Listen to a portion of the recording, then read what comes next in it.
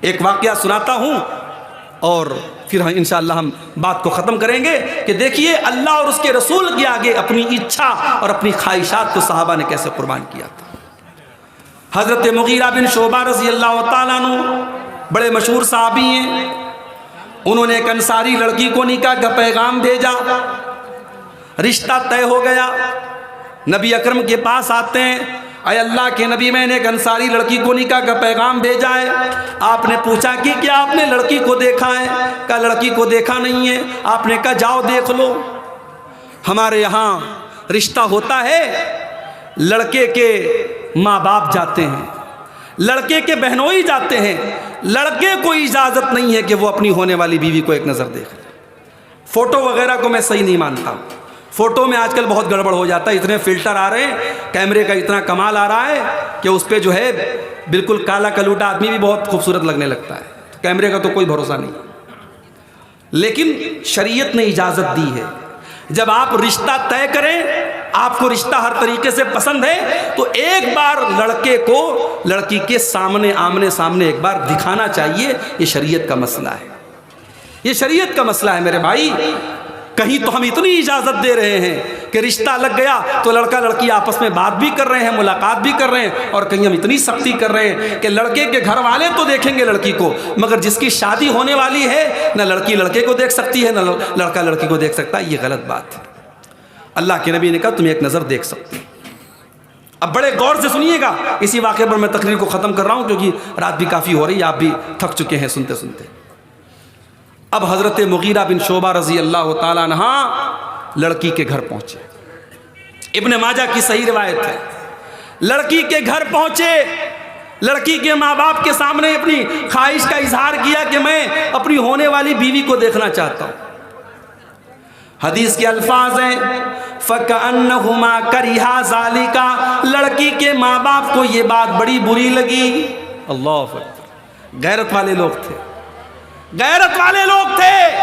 غیرت زندہ ہوتی ہے تو اپنا ہونے والا داماد بھی ہماری بیٹی کو دیکھے، یہ لوگ پسند نہیں کرتے، اور جب غیرت مر جاتی ہے تو جوان بیٹی کو بے پردہ پورے گاؤں میں لوگ گھماتے ہیں، جوان بہن کو پورے گاؤں میں گھماتے ہیں۔ جب غیرت مر جاتی ہے میرے بھائیوں تب یہ تمام چیزیں ہوتی ہیں۔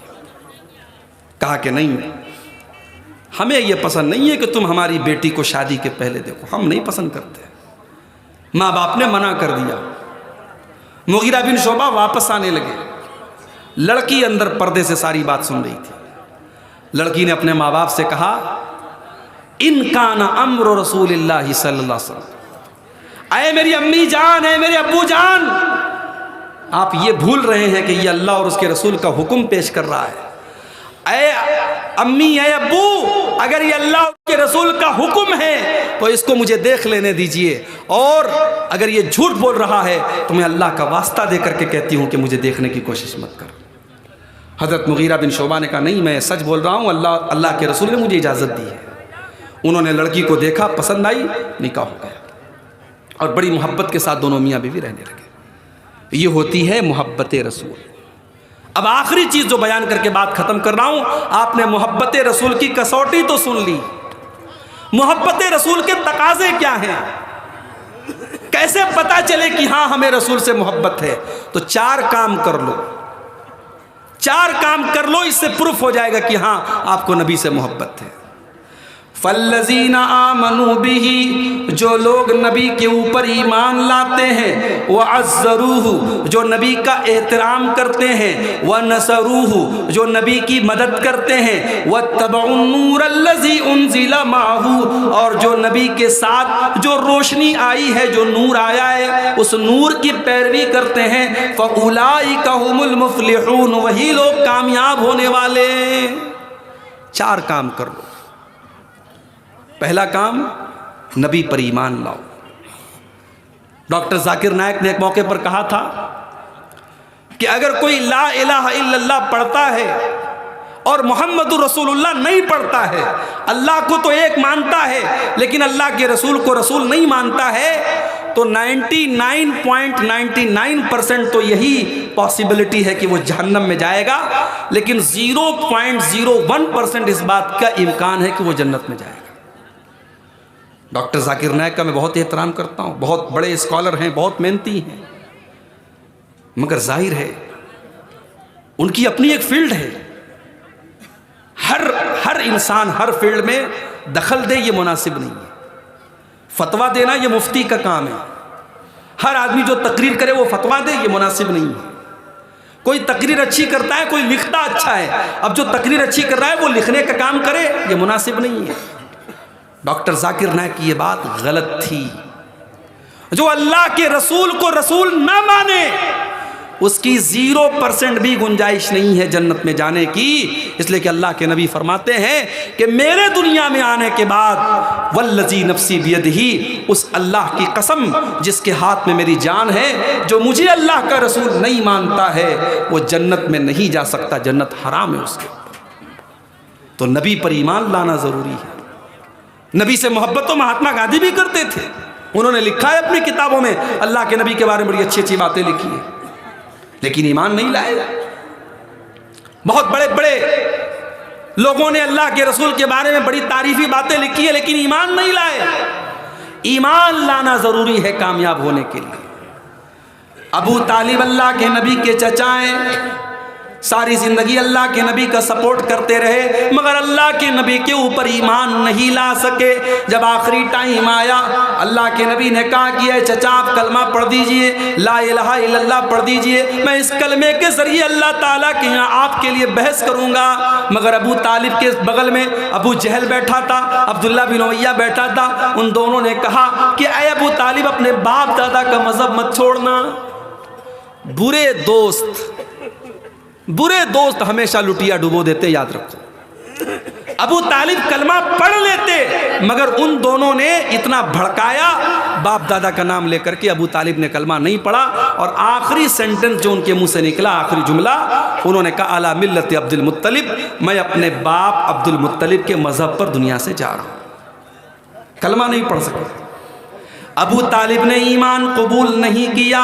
اللہ کے نبی فرماتے ہیں اس لیے ابو طالب کو بھی جہنم میں ڈالا جائے گا. یہ الگ بات ہے انہوں نے نبی کا ساتھ دیا تھا تو ان کو ہلکا عذاب ہوگا، اور وہ ہلکا عذاب بھی یہ ہوگا کہ ان کو آگ کا جوتا پہنایا جائے گا جس سے ان کا دماغ کھولے گا. آگ کی جوتی پہنائی جائے گی جس سے ان کا دماغ کھولے گا. تو نبی پر ایمان لانا بہت ضروری ہے میرے بھائی. اور دوسرا کام، نبی کا احترام کرو.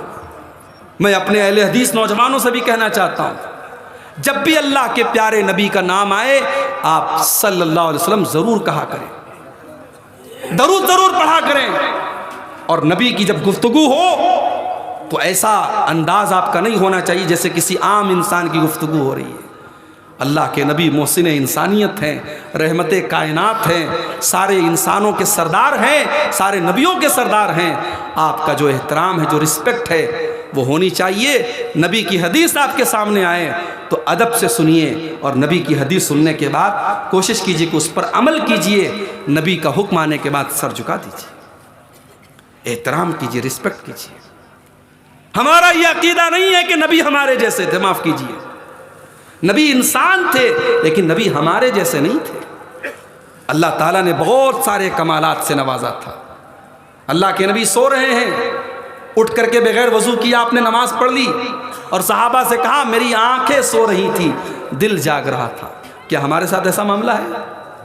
سلام نماز آپ پڑھا رہے ہیں، پیچھے صف لگی ہوئی ہے، آپ نے کہا میں آگے کے ساتھ ساتھ پیچھے بھی دیکھتا ہوں، سب کو سیدھی رکھو. کیا ہمارے ساتھ ایسا معاملہ ہے؟ تو بہت ساری اسپیشل چیزیں تھی اللہ کے نبی کے ساتھ. اس لیے یہ کہنا کہ نبی ہمارے جیسے تھے یہ غلط ہے.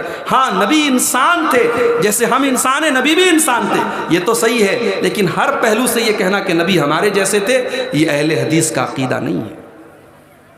تو نبی پر ایمان لاؤ، نبی کا احترام کرو.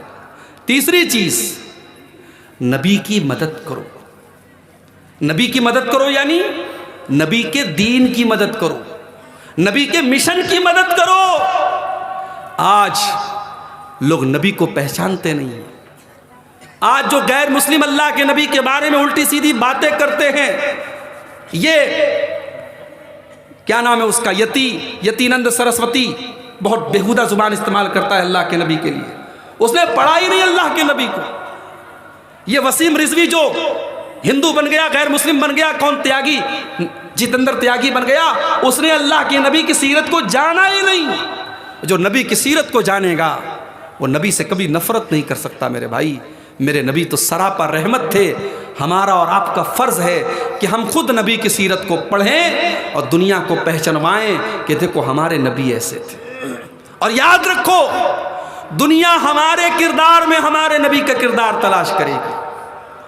اگر ہمارے اندر سچائی ہے تو دنیا کو یہ میسج جائے گا کہ یہ نبی اکرم کے ماننے والے ہیں، جو سچ بولتے تھے یہ بھی سچ بول رہے ہیں۔ اگر ہم جھوٹ بولیں گے، ہم لوگوں کے ساتھ فراڈ کریں گے، ہم دھوکہ دیں گے، ہم بے قصوروں کو ماریں گے، تو دنیا یہی سوچے گی کہ محمد کے ماننے والے ایسے ہوتے ہیں۔ ہم اپنے کردار سے اپنے نبی کے کردار کو زندہ کریں۔ اور چوتھا اور لاسٹ کام کیا کرنا ہے؟ وَاتَّبَعُوا النُّورَ الَّذِي أُنزِلَ مَعَهُ، نبی اکرم جو روشنی لے کر کے آئے قرآن و سنت، اس قرآن و سنت کو ہمیں مرتے دم تک فالو کرنا ہے۔ عبادت میں بھی فالو کرنا ہے، شادی بیاہ میں بھی فالو کرنا ہے، زندگی کے سارے شعبوں میں ہم کوشش کریں کہ ہم قرآن و حدیث کو فالو کریں۔ اللہ سے دعا ہے رب العالمین ہم سب کو اپنے نبی سے سچی محبت کرنے کی توفیق عطا فرمائے۔ محبت رسول کے جو تقاضے میں نے بیان کیے ہیں، کہنے والے کو، سننے والوں کو، سب کو عمل کی توفیق عطا فرمائے۔ آج کا یہ جلسہ جس مدرسے کی تعمیر و ترقی کے لیے ہوا ہے، اللہ تعالیٰ اس مدرسے کو اور ترقی عطا فرمائے۔ جن بھائیوں نے اس مدرسے میں چندہ دیا ہے، اللہ ان کے چندے کو قبول فرمائے۔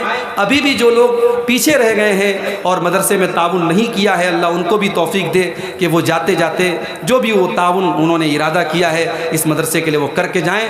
اللہ ہمارے چندے میں، ہماری عبادتوں میں اللہ اخلاص پیدا فرمائے۔ اللہ جب تک ہمیں دنیا میں زندہ رکھے، اسلام پر زندہ رکھے، اور ہم سب کا خاتمہ ایمان پر ہو۔ آمین۔ وآخر دعوانا الحمدللہ رب العالمین۔ والسلام علیکم ورحمۃ اللہ وبرکاتہ۔